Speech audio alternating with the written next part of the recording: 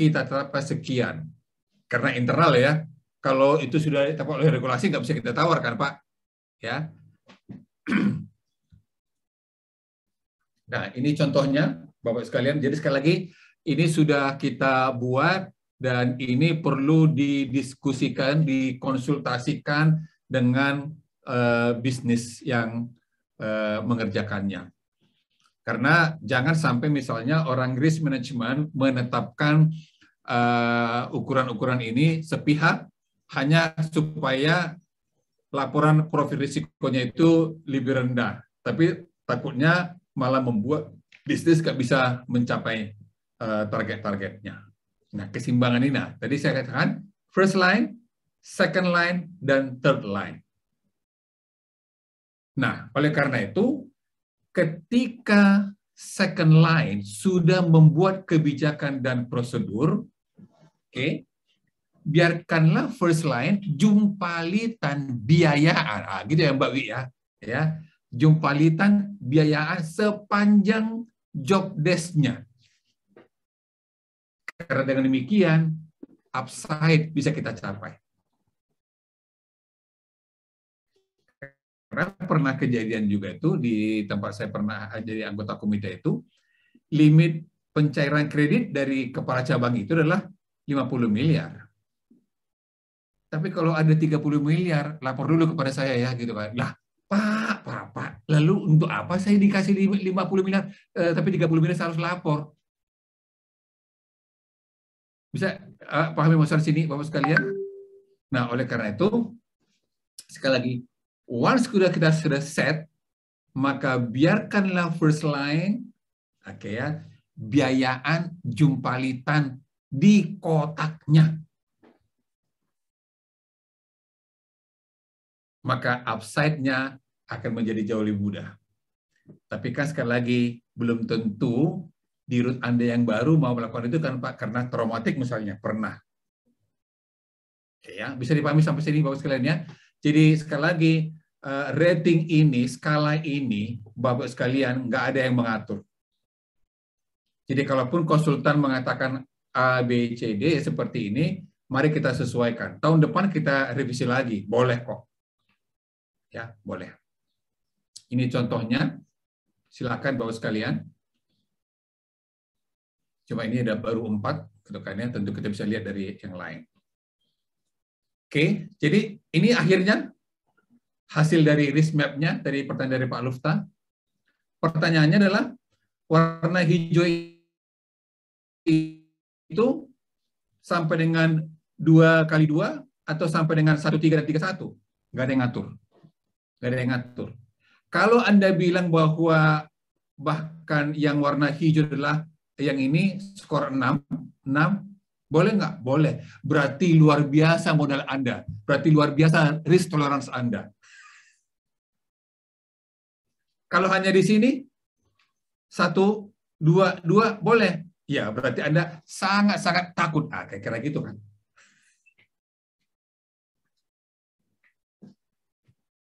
Atau, gitu kan ya, atau karena kita sudah sangat matang, maka kita bisa menekan risiko kita itu sampai kepada matriks 2x2 saja. Silakan Pak. Tapi apapun itu, sekali lagi, ini perlu kita bikin dalam skala 5, tetapi tidak ada batasannya. Kitalah yang menentukan sebagai bagian dari penetapan risk appetite, risk tolerance, dan risk limit kita masing-masing. Oke, sampai di sini ada pertanyaan buat sekalian. Itulah proses tempatnya berisiko dari ISO 31000. Jadi ada business konteks, ada risk assessment, di dalamnya ada identifikasi, pengukuran, dan evaluasi, dan ada risk treatment-nya, dan jangan lupa ada kolom konsultasi, monitoring, dan pencatatan dan pelaporan. Ya, seperti itu. Kita sudah sampai selesai di ISO 31000. Ada komentar dari Bapak sekalian?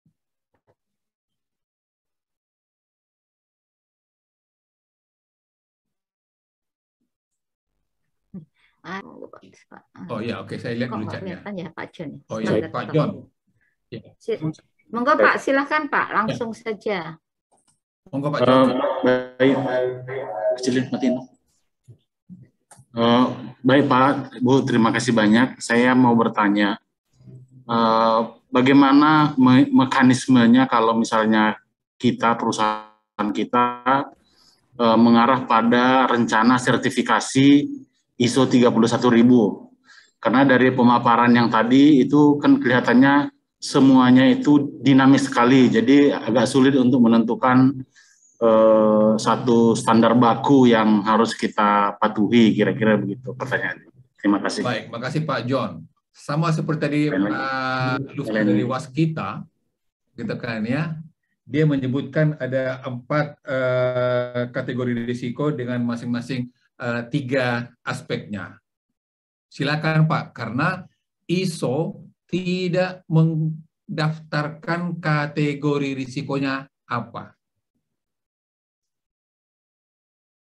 Nggak didaftarkan itu. Kalau Basel, OJK jelas.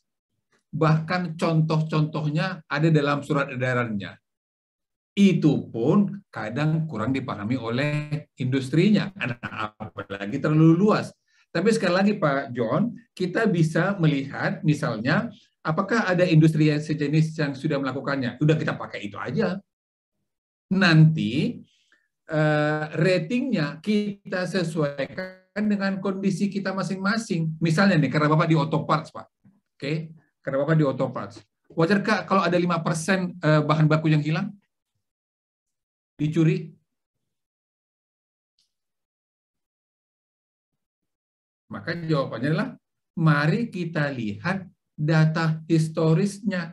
Oh, nggak ada data historisnya. Tapi kan nggak mungkin dong kita tidak membuat itu menjadi sebuah parameter risiko.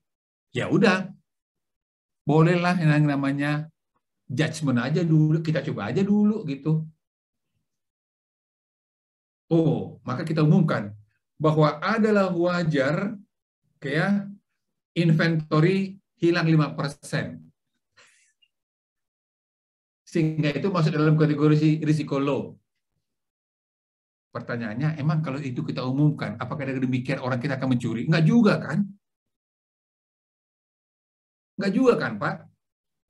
Tapi kan paling tidak, dalam konteks risiko, maka kita harus bagi dalam 5 untuk menentukan di mana appetite kita.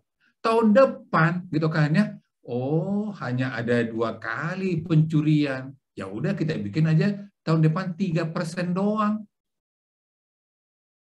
Sehingga 3% adalah low. Nah, kira-kira seperti itu, Pak. Jadi, Pak John, karena di ISO tidak secara spesifik menyebutkan kategori risikonya, karena dia hanya bicara mengenai pedoman-pedoman umum, maka kalau misalnya ada di manufaktur yang sudah menerapkan ini, kita pakai itu aja, kita coba, kemudian kita diskusikan internal, ini cocok nggak dengan kita? Kalau nggak cocok dengan kita ini, ya nggak apa-apa, kita buang dan sebagainya. Contoh tadi misalnya Pak Lufta dari Waskita, bisnis, teknis, legal, dan lingkungan. Nanti masing-masing ada 4 aspek risikonya. Lalu pertanyaannya, Pak Lufta misalnya, kalau kontraktor nggak bayar prekasnya, Pak, tiang yang Anda sudah sebutkan, sudah Anda jual, Pak, itu termasuk risiko apa ini? Risiko bisnis? Gue sudah jawab, Pak, gitu kan ya. Itu risiko bisnis atau risiko teknis? Kira-kira seperti itu. Kan? Apapun itu, Pak John, oke. Yang penting nanti definisinya kita tuangkan di dalam kebijakan kita, contoh-contohnya jelas, sehingga tidak mudah sembarang orang memasukkan ke dalam keranjang yang salah. Kira-kira gitu sebenarnya. Bahwa tadi kata Ibu Nina akan ada 2 risiko dari satu event, nggak apa-apa. Nggak apa-apa. Itu kan sebuah proses. Nanti kita lihat adalah pembobotannya.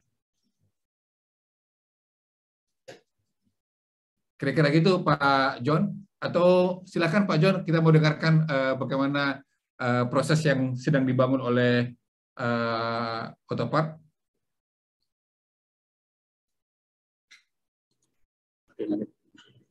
Kalau di tempat kami sebenarnya Pak, secara praktikal sudah banyak kami jalankan karena memang banyak juga requirement dari mother company yang harus kami lakukan. Jadi praktikalnya itu sudah kami lakukan. Tetapi ke depan kami juga ingin agar tim kami, terutama member-member yang ditugaskan dalam risk management ini juga meningkatkan wawasan dan skillnya mengenai risk management ini, dan pada akhirnya kita ada keinginan untuk sertifikasi sebagai bukti bahwa kita sudah paham, sebagai bukti bahwa kita sudah dalam tanda kutip ahli dalam risk management ini. Sebenarnya begitu Pak. Baik, baik. Makasih. Wah, ini potensi nih Bu Wi gitu kan ya.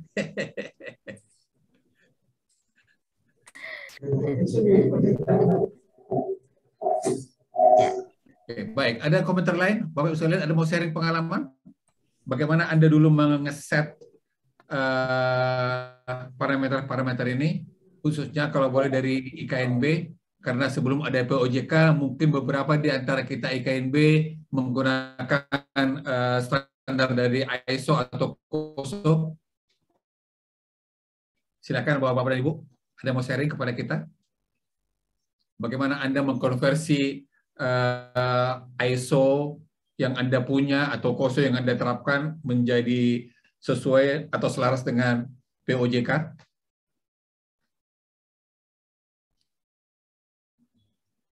Kalau perbankan mulai dari 2003 sudah menyusun kebijakan manajemen risikonya, sudah ada POJK-nya.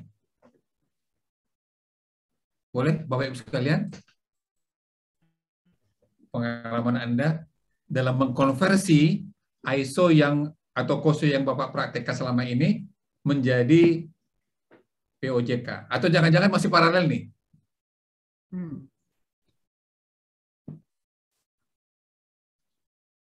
Yang saya tahu punyanya Persero asuransi masih paralel. Kenapa? Karena Kemenek masih menggunakan prinsip-prinsip dari ISO. Jadi satu laporannya kepada Kemenek, prinsip-prinsip ISO, risikonya nggak sama dengan punyanya OJK 9, gitu kan ya. Ke OJK ada 9 jenis risiko.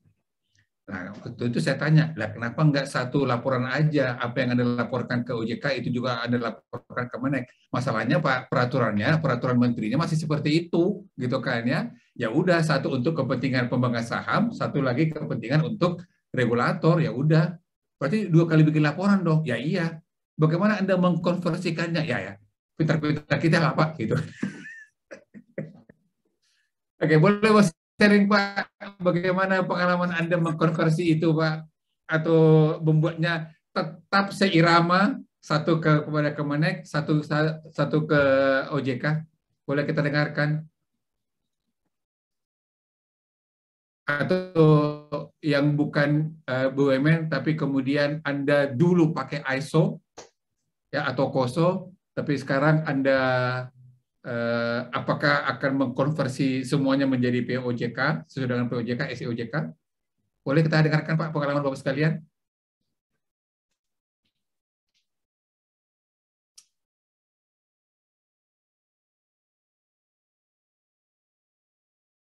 Boleh? Oke, baik. Kalau tidak ada mungkin ya, tapi kira-kira gitu lah ya. Jadi yang saya tahu Persero itu ya satu kepada Kemenek, satu lagi kepada OJK, formatnya berbeda. Kepada Kemenek ada istilahnya top risk yang sangat berbeda dengan laporannya kepada POJK. Oke, baik. Nah, sekarang kita beri jam berapa, Bu? Jam 15.15, 15.15, Pak. Oke. Nah, kita selesaikan jam 4 ya. Boleh. 15-in. Atau mau bablas, monggo aja Bapak dan Ibu, gimana? Para peserta, kita sih ngikut aja Pak. Kita bablasin aja ya, sehingga nanti kita selesai di jam 15. Kurang 15. Ya, boleh. 15.45 ya. Ya, jam 15.45 Pak, kita selesai. Oke, kita bablasin aja. Bagi Bapak Ibu yang mau sambil minum ya silakan ya, dan seterusnya. Oke, kan at the end, Bapak sekalian, apapun yang kita lakukan, kan ujung-ujungnya adalah apakah kita ini sehat atau tidak, kan? Betul nggak, Pak? Ya, ada buku yang menyebutkan bahwa organisasi adalah a living organism, sehingga dia akan menyesuaikan geraknya dengan faktor-faktor eksternal supaya dia tidak musnah, punah, dan kemudian menyesuaikan kondisi internalnya agar dia bisa tetap bertumbuh di tengah eksternal. Jadi, a living organism. Oleh karena itu, memang baru di industri keuangan ada ukuran-ukuran mengenai tingkat kesehatan perusahaan. Baru di industri keuangan. Oke ya. Di non keuangan, di korporasi umum, saya belum pernah menemukan dokumen seperti itu. Nah, oleh karena itu, ketika kita bicara mengenai risk management, itu hanyalah satu bagian penting dari komponen tingkat kesehatan. Karena ada 4 komponennya, kita sebut namanya GREG. Governance, Risk Profile, Earning, and Capital. Ya, jadi tingkat kesehatan perusahaan itu ada 4 komponennya, yaitu governance, risk profile, earning, and capital.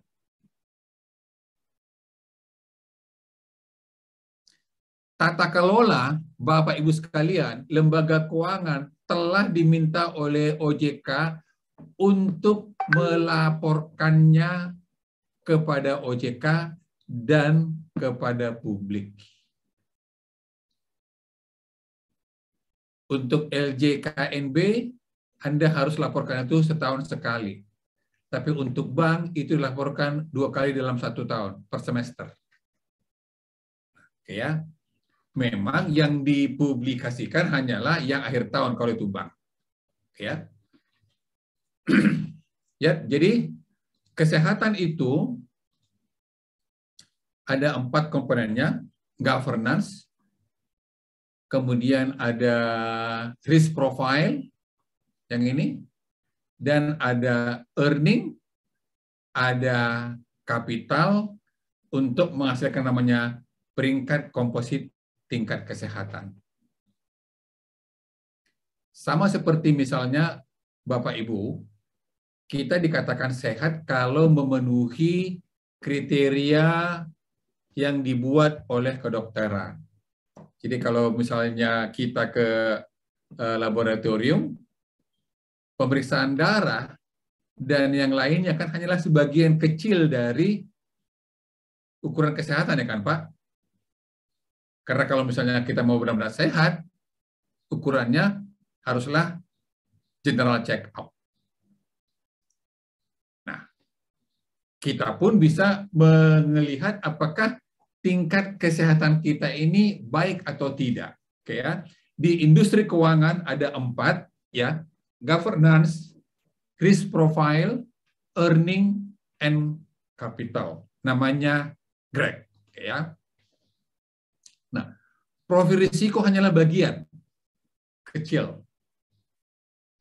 Karena ada 3 lagi yang perlu kita perhatikan. Tapi ini sifatnya lah iteratif karena saling mempengaruhi, tetapi jauh lebih penting utamanya adalah governance, tata kelola. Karena itu adalah sebuah atmosfer, sebuah udara yang kita hirup bersama-sama yang menjadi dasar cara kita mengelola, menjalankan bisnis. Jadi manajemen adalah POA, planning, organizing, actuating, and control. cara menerapkan manajemen inilah yang kita sebut dengan namanya tata kelola. Ya. Nah, salah satu komponennya adalah risk profile.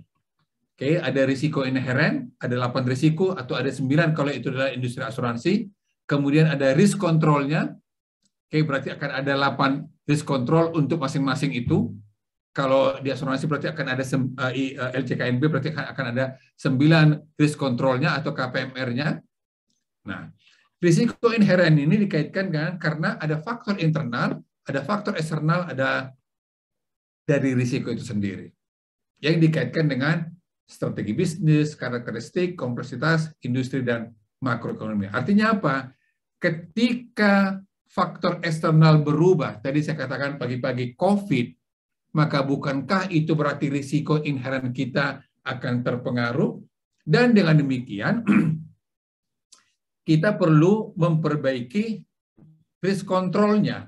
Dalam POJK itu disebut dengan KPMR, kualitas penerapan manajemen risiko. Ada 4 risk control-nya. Risk governance-nya, ada risk framework-nya, ada prosesnya, dan ada kecukupan sistem pengendaliannya di setiap jenis risiko aktivitasnya.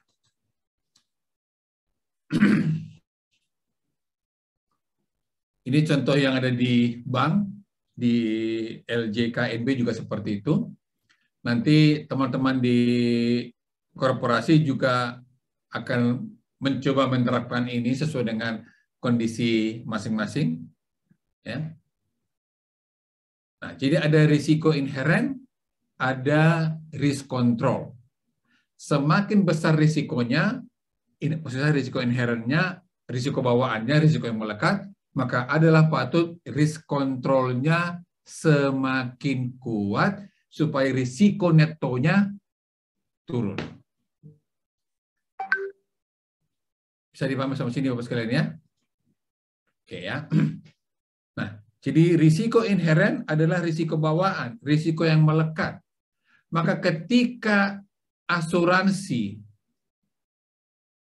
Anda misalnya, memang asuransi perusahaan lain sudah menerbitkan katakanlah unit link atau sudah ada produk lain. Kemudian Anda masuk ke situ, maka bukankah ini menjadi risiko inheren yang baru bagi Bapak Ibu perusahaan yang melakukannya?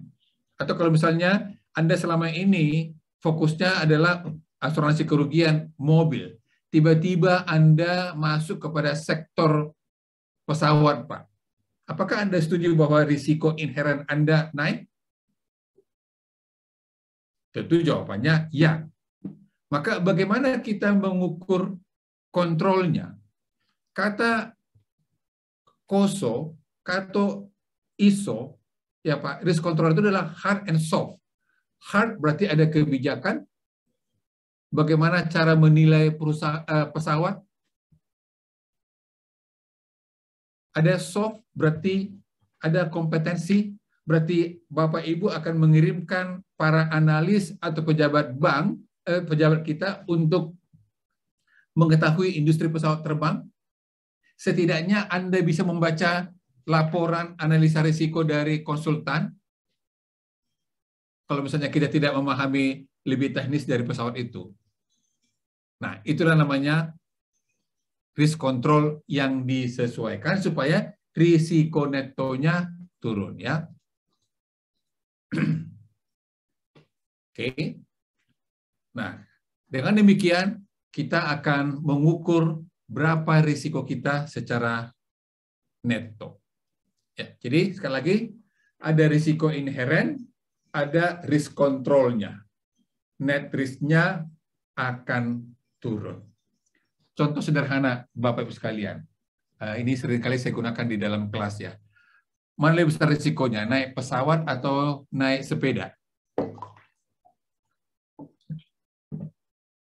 Bapak Ibu sekalian, kalau kita ditanya nih, mana lebih besar risikonya, naik pesawat atau naik sepeda?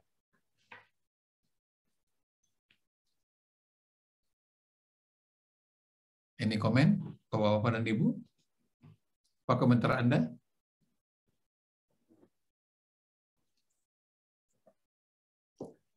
karena ini bicara mengenai kecepatan, tentu risiko inheren yang paling besar itulah di risiko pesawat, naik pesawat.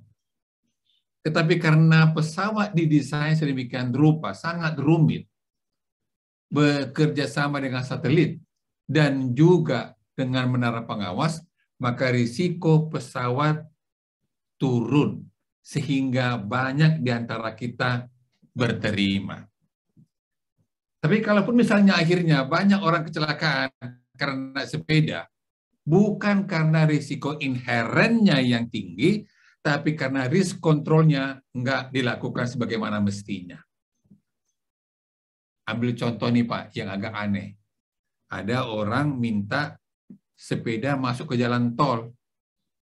Jadi yang harus hati-hati itu yang pakai mobil atau yang naik sepeda Pak. Oke, bisa juga sih. Risk controlnya dibikin pembatas jalan tol dan jalan untuk mobil dan jalan untuk sepeda. Nah, sekarang pertanyaannya, kalau kita lihat nih Pak, di Jakarta, Tamrin Sudirman, motor katanya hanya boleh di bagian kiri kan Pak? Tapi kan sekarang banyak motor yang masuk ke jalur kanan kan Pak? Dan Anda sendiri yang harus menepi untuk itu kan Pak? Karena kalau terjadi kesenggolan, Pak, Anda yang harus disalahkan kan? Nah, kira-kira seperti itu maksud saya di sini. Jadi, risiko inheren itu akan semakin banyak naik kalau kita masuk ke sektor baru, pasar baru, atau karena ada regulasi baru. Tapi risikonya akan kita turunkan kalau risk controlnya disesuaikan, sehingga net risk-nya akan berterima. Oke ya? Nah, ini contohnya. Tadi Pak John gitu kan ya. Jadi masing-masing nanti ini akan diberi peringkat 5 netonya seperti ini. Dan kalau ini adalah di LJKNB, IKNB berarti akan ada 9 risikonya. Maka risiko inherennya seperti apa, KPMR-nya seperti apa, dan tingkat risikonya seperti apa. Sehingga nanti kita akan ketahui bahwa risiko kredit angka kita ada di 2 misalnya. Di risiko pasar angka kita adalah di 3. Kemudian di risiko likuiditas angka kita adalah di 1 misalnya. Setelah kita hitung bobot dari masing-masing ini, maka kita dapat namanya risiko komposit. Ya, seperti itu. Nah, kemudian ini kita pindahkan kepada risk map, ya. Kita pindahkan kepada risk map-nya. Inilah profil risiko kita untuk di sektor keuangan. Dengan cara yang sama, teman-teman di sektor korporasi pun bisa menggunakan ini karena Anda punya risk register, risk register, dan kemudian Anda punya bobotnya, ada risk controlnya, ada mitigasinya, sehingga kita bisa tahu di mana warna risk map kita. Oke ya. Nah, ini definisinya harus kita buat juga ini. Sekali lagi kalau di lembaga industri keuangan, definisinya sudah jelas dibuat oleh regulator. Nah, ini laporan profil risikonya, nanti akan ada definisinya masing-masing. Ini contohnya, Pak. Ya. Jadi sekali lagi saya yakin di asuransi, di lembaga keuangan non-bank juga sudah punya hal seperti ini. Sehingga lihat Pak, setiap 3 bulan kita ketahui di mana permasalahan kita, mana risiko yang paling besar profil risikonya. Ya. Jadi dari sini kita lihat, ini contoh Pak ya. Ya, berarti apa? Risiko kita adalah 2 nih, karena setelah terbobot angkanya 2. Ini juga angkanya 2. Ini contoh Pak, tapi dalam pernyataannya ini angkanya bisa 1,9 dan sebagainya, tapi laporan kita kepada OJK adalah 1, 2, 3, 4, atau 5. Ya, seperti itu. Sampai sini ada pertanyaan Bapak sekalian?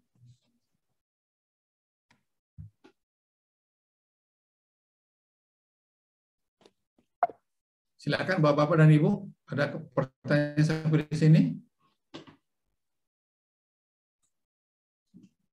Sebelum Silakan, kita monggo. masuk ke diskusi yang lain.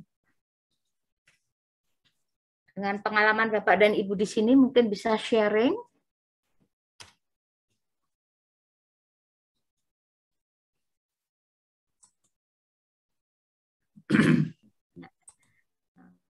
Mbak Heni mau foto dulu sambil itu. Bapak dan Ibu monggo dibuka videonya biar Mbak Heni foto sambil menunggu pertanyaan dari Bapak dan Ibu.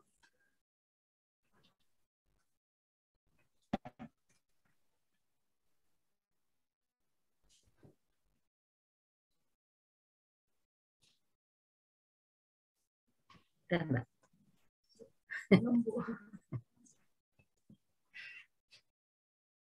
Biar kelihatan.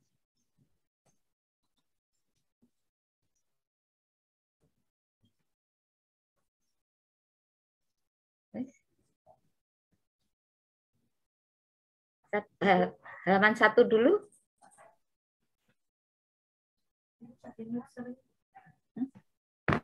Halaman 1. 1, 2, 3 senyum. Harus happy dong Pak dan Ibu. Yuk Mbak ini. Halaman kedua. 1, 2, 3 halaman kedua. Mbak Lina. 1, 2, 3. Halaman keempat. Itu ketiga. Ketiga. Banyak yang enggak.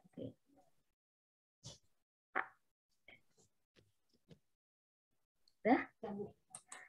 4 sudah? Oh, enggak ada. Baik. Monggo Bapak dan Ibu masih ada waktu untuk menanyakan kepada Pak Lando supaya lebih mantap. Ya Pak ya? Ya. Ada yang perlu ditanyakan? Silakan Bapak-Bapak dan Ibu. Ini contohnya ya, ini karikaturnya ini.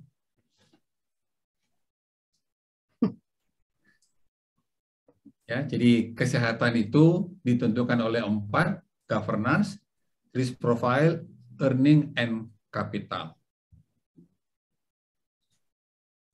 Ini sudah kita katakan tadi ini. Ini ada cekkah ini, apakah ini pertanyaan?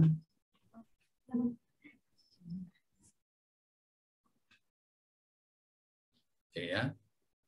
Nah, kalau sekali lagi Pak, Bapak Ibu sekalian, oke. Kalau di perbankan, saya katakan tadi Pak, Bapak nanti boleh lihat di situsnya bank, ada laporan GCG, sehingga Bapak Ibu tahu berapa skor GCG dari bank itu. Memang di industri keuangan, LJKNB, belum didisclose Pak, hanya disampaikan ke OJK. Tapi kalau di perbankan, you have to disclose di situs Anda. Oke, sehingga, kayak ini ada OJK-nya, sehingga nanti ada 11 pertanyaan yang Anda harus wajib isi. Ini di perbankan. Dan di IKNB juga mirip. Ya, ada mirip nih, 11 nih. Seperti itu. Nah, masing-masing nanti ini akan disampaikan. Maka tadi saya katakan, investor besar tentu bisa mengetahui apakah sebuah lembaga jasa keuangan ini sehat atau tidak. Karena beberapa parameter komponen dari kesehatan itu bisa kita ketahui. GCG-nya kita ketahui. Risk profile-nya kita ketahui. Earning and capital bisa kita ketahui. Setidaknya kita bisa mengira-ngira. Oke. Maka, lihat di sini Pak, ini contohnya ya. Ini contoh ini. Maka dapatlah satu angka tunggal 2. Ini dari sebuah bank lagi ini. Ini sebuah bank nih. Ini di publikasinya ada nih, di laporan. Jadi ada laporan tahunan, ada laporan GCG tersendiri. Nah, pertanyaannya adalah, tadi saya katakan, kalaupun misalnya Anda tidak melaporkannya kepada OJK, tetapi kan kita perlu bikin laporan supaya kita punya dasar dalam menata bisnis kita. Bukan karena memang ada peraturan, tapi karena kita sendiri ingin membuatnya menjadi jauh lebih baik. Oke ya. Jadi ada struktur, ada proses, ada result. Itu dari GCG-nya. Struktur misalnya, Bapak Ibu sekalian, menjadi aneh bagi tata kelola kalau jumlah komisaris lebih banyak daripada jumlah direksi. Dan itu di lembaga keuangan non-bank, di industri keuangan, di industri non-keuangan itu banyak terjadi. Ya kan Pak? Di industri non-keuangan itu terjadi. Tapi kalau di industri keuangan itu nggak ada. Nggak ada komisaris lebih banyak daripada direksi. Nggak ada itu. Kalaupun misalnya ada, karena menunggu RUPS, berarti dalam periode itu GCG-nya nggak bagus. Dalam periode itu loh ya. Tapi at the end, nggak ada itu dalam 1 tahun misalnya, atau dalam 6 bulan, atau dalam 3 bulan, jumlah komisaris lebih banyak. Karena menunggu RUPS kayak. Tapi di industri non-keuangan, banyak terjadi seperti itu. Ini perlu kita pikirkan bersama-sama. Ini bicara mengenai struktur. Masa yang mengawasi lebih banyak daripada yang diawasi? Kira-kira seperti itu. Ini proses. Berarti ada kecukupan kebijakan diimplementasikan dengan baik. Kemudian ada outcome. Berarti neraca rasio-rasio keuangan akan tercermin dalam hasil dari profil risiko kita. Ya. Oh, ini ada pertanyaan menarik nih. Oke ya, dari Ibu Yosefin. Apakah mungkin dalam penilaian inherent risk setelah adanya KPMR nilainya menjadi naik? Gitu kan ya. Bisa kalau risk control-nya, KPMR-nya tidak kita sesuaikan. Bahkan ketika Anda bilang profil risiko Anda 2, kalau Anda dengan OJK, belum tentu diterima oleh OJK kan Pak? 2. Belum tentu.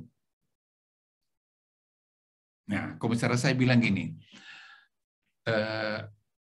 dia bilang gini, Lando, kalau kita nggak bilang diri kita cantik, siapa lagi? Tapi kalau kita bilang diri kita jelek, OJK langsung stempel itu, karena sangat jarang OJK membuat nilai kita lebih baik daripada yang kita pikirkan. Nah, jadi Pak, tapi kan sebenarnya kita PK3 Pak, peringkat rating kita dari 3. Betul, aku tahu itu, bikinlah 2. Siapa tahu nanti kita OJK menerimanya dan kita nego diterima kasih 2. Tapi kalau kita bilang 3, ya OJK tahu ya nggak pernah dikasih jadi 2 itu. Nah, kira-kira seperti itu. Jadi kira-kira gitu Ibu Yusofiar gitu kan ya. Bisa jadi kalau misalnya risk control-nya, KPMR-nya kita tidak sesuaikan. Tadi saya katakan tadi misalnya kalau ada di asuransi kerugian. Selama ini Anda menerima premi dari asuransi truk dan mobil misalnya. Tapi tiba-tiba Anda masuk kepada pesawat. Inherent risk-nya naik nggak? Jawabannya iya. Iya kan? Jadi kalau tahun ini kita akan masuk kepada sektor pesawat terbang, setuju kita risiko inherent kita akan naik. Tapi kalau kita sudah punya kebijakan asuransi pesawat terbang, bukan kebijakan asuransi secara umum, maka itu sudah menandakan bahwa kita sudah membangun risk control. Yang pertama. Yang kedua, bahwa kita telah melatih orang mengirimkan ke pabrik, mengidentifikasi risiko-risiko dan sebagainya. Atau paling tidak, kita minta konsultan dan kita bisa membaca laporan dari konsultan penerbangan mengenai risikonya. Nah, itu sudah menunjukkan bahwa risk control-nya sudah kita perbaiki. Sehingga kalau ada 30 analis dan 50% sudah tersertifikasi mengenai industri pesawat terbang, maka bolehlah kita katakan risk control kita adalah 1. Sehingga risiko inherent kita adalah 3, risiko risk control adalah 1, net risk-nya menjadi 2.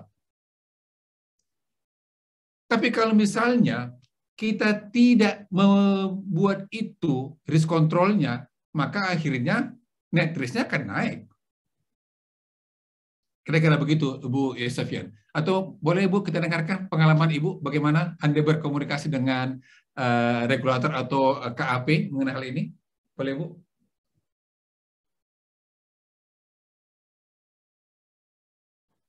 Bu Yusefian ini dari asuransi atau dari sektor real? Dari BRI Live, Pak. Oh, BRI Live. Ya, kira-kira. Terima kasih Pak Lando. Pak, Pak Sugi. Oh, sorry, Pak Yusefian. Silakan Pak Yusefian. Mohon maaf. Monggo. Jadi secara umum memang seperti apa yang Bapak sampaikan tadi kan, karena pada KPMR-nya sangat mendukung sehingga katakanlah nilai netnya dibagi dua, berapa nilai inheren ditambah KPMR bagi dua sehingga dapat nilai net. Tapi kan mungkin saja KPMR katakanlah di dalam risiko strategis, misalnya strategis, pada saat dilakukan KPMR ternyata ini kurang tidak membumi mungkin ya, sehingga kebijakan itu sendiri tidak mendukung strategi yang seharusnya diperoleh, sehingga mau nggak mau nanti risikonya malah bukannya turun, netnya malah naik. Nah ini yang kemungkinannya bisa terjadi gitu Pak Lando. Baik, setuju Pak. Nah, saya katakan tadi Pak, seringkali kita menggunakan kebijakan umum untuk produk khusus karena kita belum sempat bikin kebijakan khususnya. Itu masalahnya Pak. Pengalaman saya di perbankan ya Pak ya. Jadi mereka masuk kepada sektor kelapa sawit. Tapi mereka menggunakan kebijakan analisa kredit secara umum. Kan beda kan Pak objeknya. Kalau boleh, kita bikinlah kebijakan analisa kredit sektor kelapa sawit. Karena rasio-rasio keuangannya tentu tidak bisa kita gunakan dengan rasio-rasio keuangan punyanya industri. Manufaktur misalnya. Karena proses bisnis juga akan beda. Nah, andaikan kita bisa membuat lebih spesifik lagi, maka risk control-nya sudah bisa kita tunjukkan kepada OJK bahwa dari sisi kebijakan kita sudah bikin baru loh. Yang pertama. Yang kedua, OJK akan nanya, ini orangnya sudah dikirim kepada orang perkebunan ini ya, ke Medan ini, mengenai proses bisnis kelapa sawit. Mulai dari tanam sampai dengan pabrik, sampai dengan penjualan misalnya. Itu tergantung di mana klien yang Anda mau biayai. Di perkebunan kah, atau di pabrik kelapa sawitnya kah, atau di penghilangan, atau di bagian penjualannya. Ya kira-kira seperti itu Pak, maksud saya di sini. Jadi sekali lagi kita sebenarnya kadang kita tahu itu Pak, kita perlu perbaiki risk control-nya. Udahlah, nanti mudah-mudahan kita bisa nego dengan regulator kan. Regulator kepentingannya adalah stakeholder. Kira-kira seperti itu Pak ya. Ya, terima kasih Pak Lando. Ya. Jadi Bapak sekalian, risk control kata koso ada dua, hard dan soft. Hard kebijakan dan prosedur, gitu kan ya.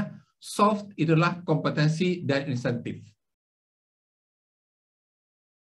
Hardnya ada Pak, tapi kita nggak latih orang untuk menganalisa ini, ya seperti itu.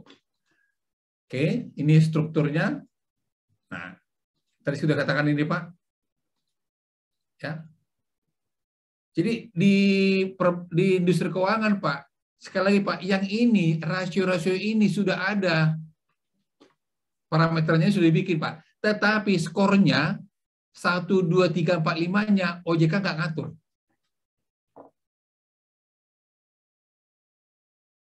Misalnya ROA, berapa dikatakan ROA kita itu bagus? Nggak diatur Pak. Berarti ada data historis atau peer group industri. Teman-teman dari sektor korporasi pun nanti bisa melakukan ini kan. Apalagi misalnya ini, net interest income dibagi dengan total aset. Nggak diatur, parameternya diatur, tapi menjadi 5 skala, 1, 2, 3, 4, 5, nggak diatur oleh OJK. Maka kita sendirilah yang mengaturnya, historis kita, dan atau peer group kita masing-masing.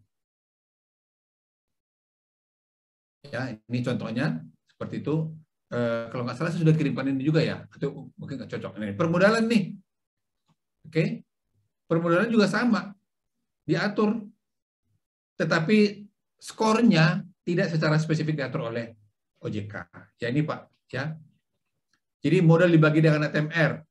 Kalau bicara mengenai asuransi RBC, ya kan? Berapa RBC yang kita katakan kita kuat, Pak? 350 kah? Atau 300? Atau bahkan 250? Kan berarti pengalaman historis kita kan? Tapi kalau industri rata-rata di atas 300, kita perlu nego meyakinkan OJK bahwa kami 250 itu sudah sangat sehat. Kenapa? Karena kami sudah cukup lama rata-rata di 250, sudah bagus. Loh, tapi kan industri 300. Ya, industri kan, Pak. Industri itu berarti ada yang besar, ada yang kecil. Rata-rata kan seperti itu. Nah, ya. Jadi sekali lagi, Bapak sekalian, beberapa parameter ini disediakan oleh regulator, boleh kita tambahkan. Nah, demikian juga dengan sektor korporasi. Boleh menambahkan yang berbeda dari industri misalnya, yang mencerminkan industri kita masing-masing. Atau saya ambil contoh ini Pak ya. Saya nggak tahu nanti, saya mudah-mudahan kita bisa ambil contohnya di industri asuransi dan sebagainya. Deposito berjangka Pak. Ya.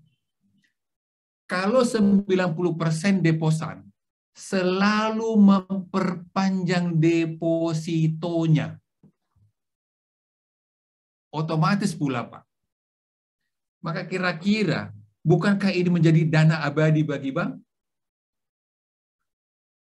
Betul nggak Pak ya?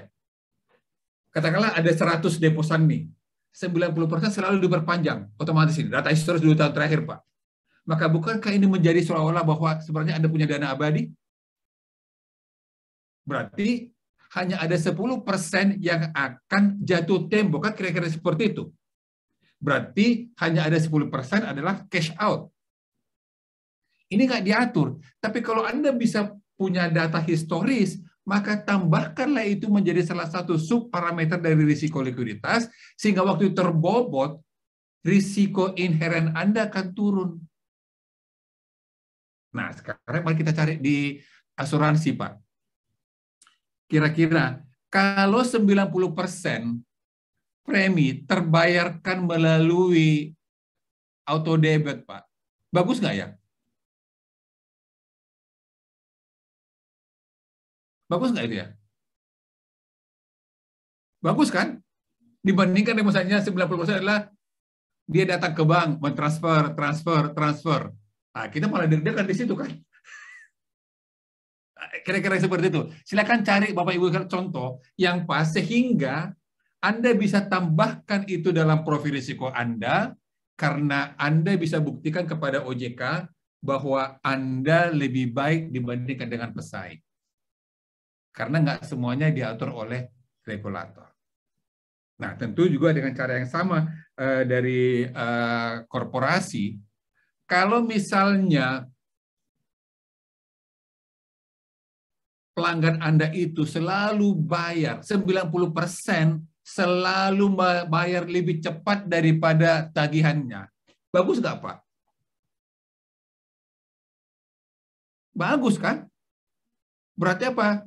Receivable turnover Anda kan sangat bagus kan? Ya, gunakanlah itu menjadi salah satu parameter yang membuat risk profile Anda lebih baik dibandingkan dengan peer group. Itu dari sisi keuangan nih, kira-kira seperti itu Pak. Ya, jadi sekali lagi, Bapak Ibu sekalian, silakan cari sendiri parameter-parameter yang cocok untuk Anda. Oke, seperti itu. Karena tingkat kesehatan itu ada 4 komponennya, ya yang ini Greg ya. Yang ini adalah Greg. Maka carilah apa yang cocok untuk kita masing-masing. Ada pertanyaan sampai sini Bapak sekalian? Atau mau sharing bagaimana Anda menyusun laporan kesehatan di tempat Anda masing-masing, khususnya di IKNB ini? Ada Bapak Ibu sekalian?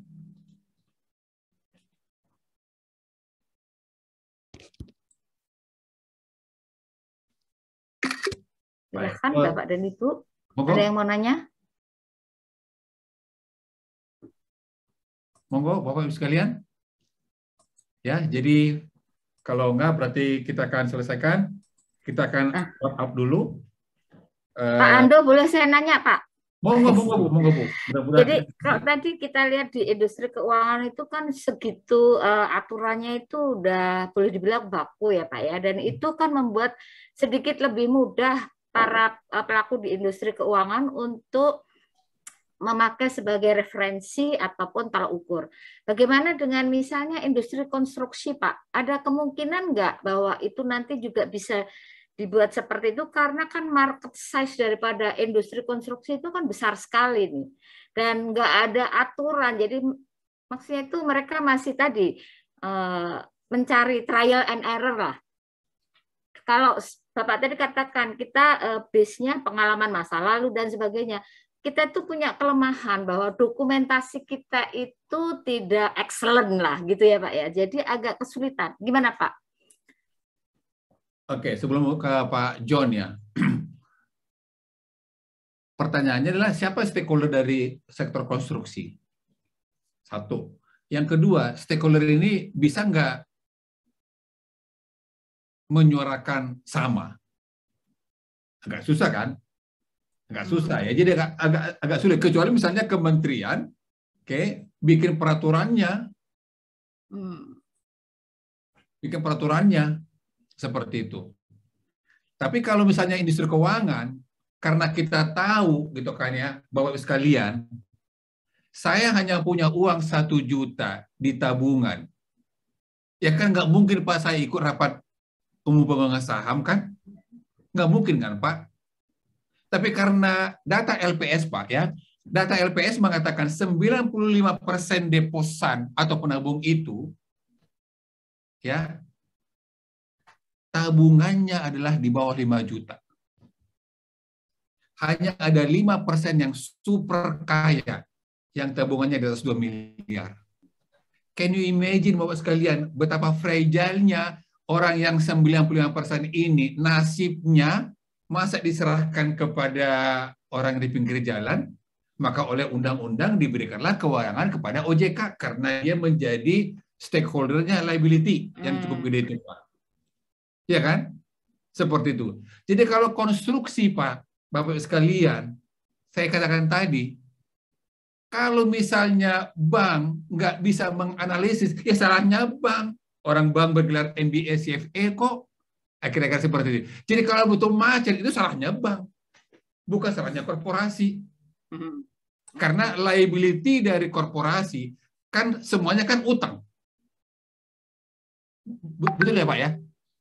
Liability korporasi kan semuanya utang itu kan ya, karena hanya sebagian kecil dari equity-nya itu. Berarti kan semuanya apa? Utang kan, obligasi yang diterbitkan kah, pinjaman dari bank kah, dan sebagainya. Seperti itu. Nah, kira-kira seperti itu, Bu Wi, gitu kan. Jadi kalau misalnya stakeholder-nya bisa bersepakat nih bikin peraturan standar, ya apa-apa, gitu loh. Ya. Pak John? Silakan Pak John. Mohon maaf Pak, saya bertanya mungkin sedikit agak menyimpang Pak. Terkait dengan kasus salah satu lembaga asuransi yang kemarin, yang mana banyak merugikan dalam tanda kutip para nasabahnya. Ini sebenarnya bagaimana mekanisme pengawasan dari OJK dari sisi risk manajemennya? Padahal tadi kan disampaikan bahwa ada laporan secara berkala yang harus dilakukan oleh industri keuangan, tapi kenapa bisa sampai terjadi seperti itu? Demikian, terima kasih. Baik Pak, makasih Pak. Selalu ada 1% yang tidak pernah kita ketahui Pak, dan itu bisa membuat kita ambruk. Itu pengetahuan umumnya, Pak. Ya, itu pengetahuan umumnya. Tapi kita ketahuilah bahwa juga tidak mudah. Karena ternyata kalau kita lihat dari laporan-laporannya, ini Pak, KAP terbesar ikut juga kan jadinya, tapi kan bukan pertama kali di Indonesia. Enron jatuh kan bukan karena Enronnya, karena KAP-nya juga kan Pak, seperti itu. Lembaga keuangan di Amerika ambruk gitu kan ya. Apakah dengan demikian bahwa regulatornya, pengawasnya tidak melakukan itu?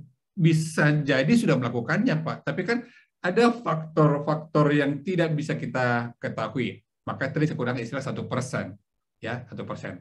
Terjadi ya kita perbaiki lagi kan Pak. Kira seperti itu kan, dari Basel 2 menjadi Basel 3, ya kan? Kira-kira seperti itu. Mohon maaf nih, kenapa kita akhirnya mencermati kasusnya konstruksi Pak? Karena becak kayu kan? Karena becak kayu kan? Oh, mari kita perbaiki. Karena Pak, sub kontrak itu berbahaya, tapi kan target tercapai. Karena kalau misalnya semua dikerjakan oleh karya-karya Pak, kan nggak selesai dalam 2000 km setahun kan Pak? Seperti itu. Oke ya. Nah, risk appetite dari pemegang saham sangat ketat Pak. Buktinya apa? Dirutnya diganti, kira-kira seperti itulah. Itu kan penanda bahwa risk appetite dari pemegang saham sangat-sangat ketat kan, diganti langsung dirutnya. Ya, kira-kira begitu Pak ya. Pak Yosefian, ada mau komentar Pak? Enggak Pak, enggak Pak. Oke, baik. Ya, kira-kira seperti itu, Bapak Ibu sekalian. Jadi sekali mari kita wrap up. Kemarin sudah bahas mengenai prinsip and framework. Hari ini bicara mengenai proses manajemen risiko, dan di dalamnya ada penetapan risk appetite. Dan risk management atau risk profile hanyalah satu komponen dari tingkat kesehatan. Kalau kita bicara mengenai ini di industri keuangan, karena ada governance, ada earning and capital. Oke ya. Nah, oleh karena itu sebenarnya yang jauh lebih berat itu adalah governance.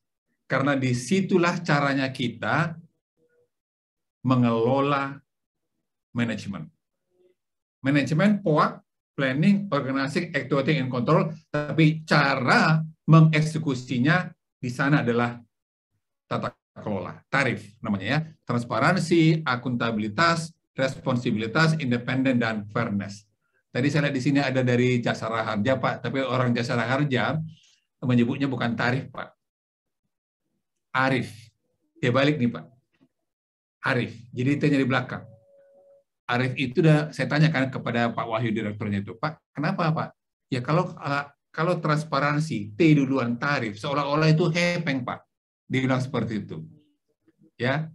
Padahal kalau kita arif dalam bahasa Indonesia, itu kan sudah sangat luar biasa. Di sana ada kejujuran, di sana ada wise, di sana ada memperhatikan kepentingan orang lain, gitu kan ya. Karena dengan demikian, maka kita akan lebih mudah untuk transparan. Bagus juga menurut saya, gitu kan ya. Mungkin bagus juga itu kita gunakan istilah itu ya. Jadi memang mudah menyebutkan prinsip GCG tarif, mudah menyebutkannya. Tapi kan akhirnya menjadi bisa salah kaprah ya. Seperti itu. Jadi terima kasih. Tadi saya lihat ada teman kita dari Jasara Harja. Bagus juga itu prinsip itu kita perhatikan. Pak John, ada mau tambahkan lagi Pak John? Sementara cukup Pak. Terima kasih banyak. Baik, terima kasih Bapak Ibu sekalian. Saya kembalikan kepada Bu Wi. Baik, terima kasih sekali Pak Landu. Saya hanya sedikit saja tadi ada sedikit catatan kecil barangkali untuk mengingatkan Bapak dan Ibu semua bahwa di dalam proses ini pembuatan prosedur harus jelas dan dimengerti oleh semua orang yang ada dalam organisasi supaya tidak multitafsir. Kemudian bahwa updating itu harus selalu dilakukan secara periodik dan dicatat gitu ya Pak ya. Itu yang kadang-kadang kita itu kurang mencatat. Kemudian yang terpenting lagi mungkin dari sekarang nih Bapak dan Ibu yang di risk management harus sudah mulai memperhitungkan adanya green risk tadi, environment constraint, di mana ke depan bisa saja perilaku investor, perilaku klien kita akan memilih korporasi yang concern terhadap lingkungan. Itu menjadi suatu risiko kita. Itu ya Pak ya, saya sedikit Betul, aja. Ya. Baik, terima kasih sekali Bapak dan Ibu semua. Terima kasih sekali juga Pak Lando yang hari ini benar-benar luar biasa memberikan pengalaman, ilmu kepada kita semua. Mudah-mudahan apa yang kita peroleh hari ini bisa menjadikan kita lebih baik dan sebagai change agent untuk membangun suatu race culture di negara kita. Gitu ya Pak ya. Terima kasih sekali. Mohon maaf lahir batin apabila ada yang kurang dan tidak ada yang sempurna kecuali Tuhan, gitu ya Pak ya. Jangan lupa bahagia karena dengan bahagia kita meningkatkan imun kita dan Bapak dan Ibu selalu harus sehat, baik fisik maupun mental. Demikian webinar kita kali ini dan terima kasih sekali lagi. Mohon Mbak di open semua untuk ini kita tepuk tangan untuk kita semua.